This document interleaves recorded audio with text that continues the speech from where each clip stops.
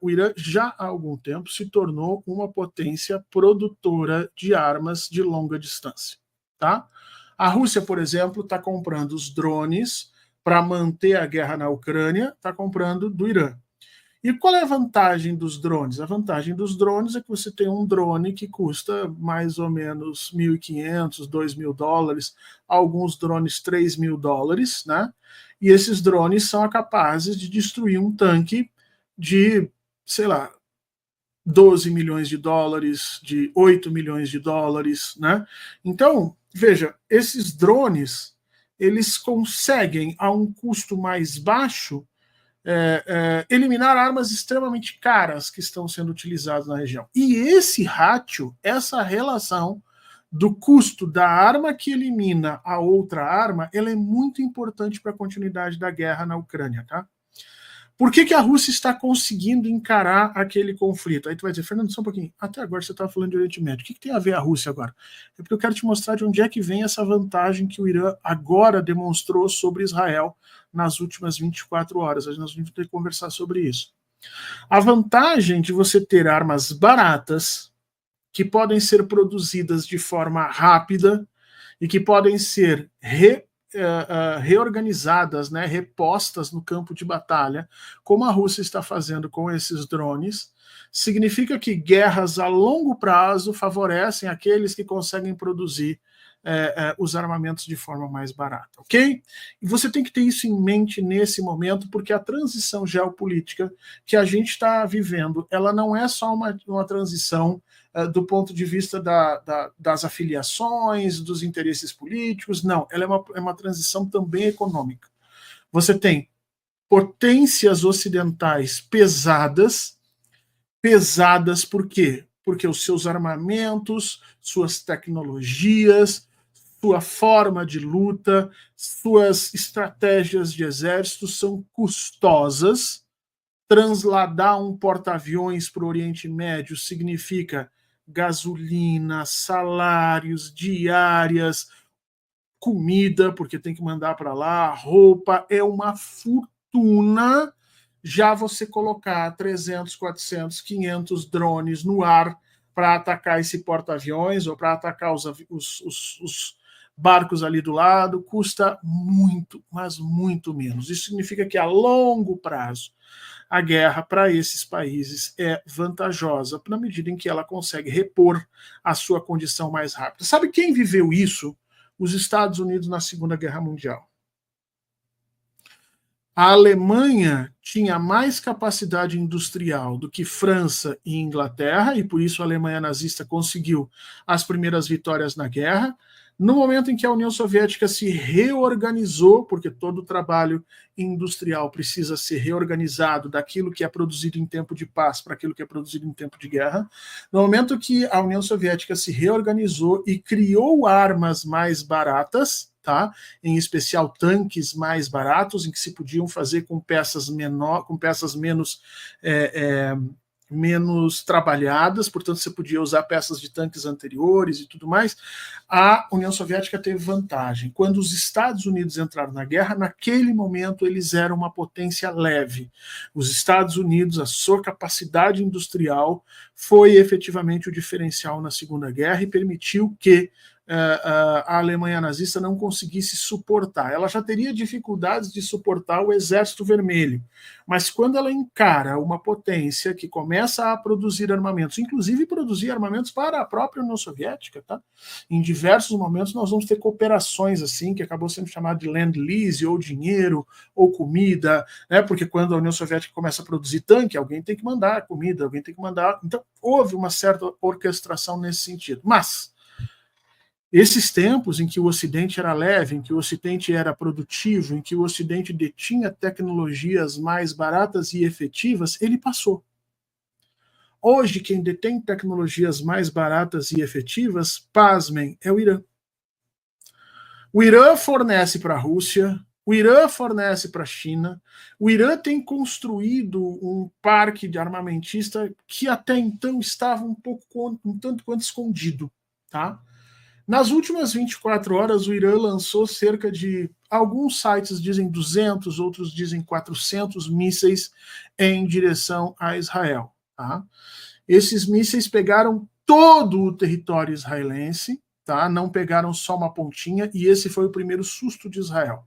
Porque Israel tinha, na sua ampla condição de defesa, a ideia de que o Irã não teria armas balísticas capazes de atingir com precisão o território israelense. E o Irã mostrou nas últimas 48 horas que tem. Já tinha feito isso há uns 2 meses atrás, não sei se você lembra, que ele fez alguns lançamentos e atacou pontos não necessariamente em Israel, mas passando o Estado israelense, e aí teria mostrado para Israel que poderia atacar, mas Israel não entendeu, porque a característica dos fascistas, sejam eles na Itália, na Alemanha, no Brasil ou em Israel, é não entender o mundo empírico, não entender as realidades, é viver nesse mundo de faz de conta da cabeça deles. Israel não entendeu o aviso do Irã, e agora nas últimas 48 horas o Irã fez de novo. Então ele atacou todo o território israelense. Primeiro ponto. Segundo ponto, não atacou alvos urbanos. Diferentemente do que faz Israel e os Estados Unidos, né? Os Estados Unidos fazem o carpet bombing. Se você olhar o que eles fizeram no Iraque, vocês vão ver que eles transformaram o Iraque em ruínas. Antes de entrar exército, eles mataram tudo que existe lá dentro. O Irã não faz isso, a Rússia não faz isso. Eles atacam alvos militares, alvos de infraestrutura diretos, simplesmente para avisar isso. Então, alguns sites dizem 300 mísseis, vamos ficar com 200, que é uma estimativa mais chão, tá? Desses 200 mísseis, acredita-se que quase 60% atingiram Israel.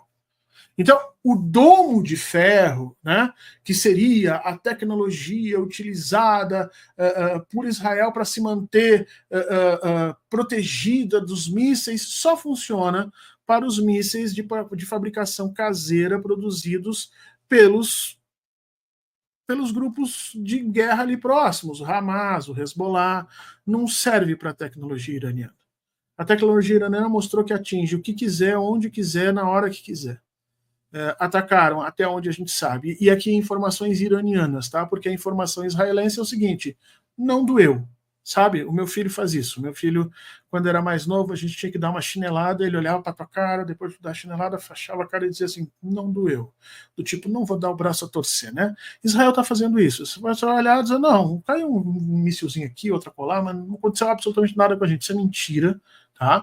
População, tanto é que eles mandaram agora parar as aulas, estão pedindo que a população fique em casa e estão rezando para que isso não aconteça novamente, e já os Estados Unidos ordenaram uma série de porta-aviões para tentar auxiliar as baterias de proteção ao território, porque, em princípio, o Netanyahu ainda não foi dissuadido de não revidar.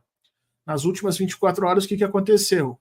Israel foi atacado, né? O Irã disse claramente que isso é uma retaliação por tudo o que vem sendo feito nos últimos anos, assassinar nossos generais, explodir nossas embaixadas, atacam o nosso território, martirizam as populações em Gaza, atacam as populações na Síria, agora atacam as populações na região do Líbano, matam lideranças, matam generais de novo, morreu o Nasrallah, junto com o Nasrallah tinha um general iraniano lá. Então o Irã diz, olha, nós cansamos, então agora, né, ouçam um pouquinho do barulho e da tormenta dos mísseis. Isso é absurdo. Você deve estar pensando assim, Fernando, por que você pode falar disso nessa calma? Se você quer ser analista de relações internacionais, você precisa tirar toda essa parte ética e moral da sua análise, ou então você não vai conseguir fazer análise. Eu não quero saber aqui quem está certo e quem está errado. Você não vai ouvir isso da minha boca. Eu vou te mostrar as capacidades de cada um, os interesses de cada um e como esses conflitos podem caminhar para lá e para cá. Se você ficar discutindo quem está certo e quem está errado, eu te aconselho a comprar uma cerveja, fazer uma batatinha frita e ir para um bar conversar com um amigo até vocês ficarem bêbados ou brigarem o que vier primeiro. Tá? Aqui a gente não vai fazer esse tipo de coisa. Bom, o que aconteceu? Segundo o Irã, né, quase 60% dos mísseis caiu em território israelense, atacando alguns pontos chaves, como, por exemplo, o quartel-general do Mossad, né, e algumas outras áreas, como refinarias, como paióis e bases de lançamento de aviões, né, aeroportos militares e tudo mais. Então, o Irã disse o seguinte: nós não atacamos infraestrutura urbana, embora pudéssemos. Nós não atacamos cidades, embora pudéssemos. Nós não atacamos nenhum tipo de infraestrutura elétrica ou nuclear, embora pudéssemos. E para nós, o Irã termina o aviso dizendo isso, para nós a coisa está resolvida se Israel não retaliar. Se Israel retaliar, aí nós vamos conversar novamente nesse processo.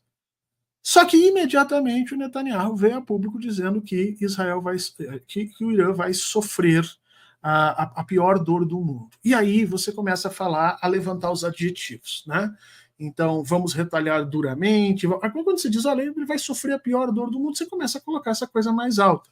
Israel tem armas nucleares, tá? Nós sabemos disso. E desconfiamos que o Irã também tem armas nucleares, tá? Nós não temos certeza de nenhum dos dois, mas nós temos 99% de certeza de Israel e umas 75% do Irã, mais ou menos.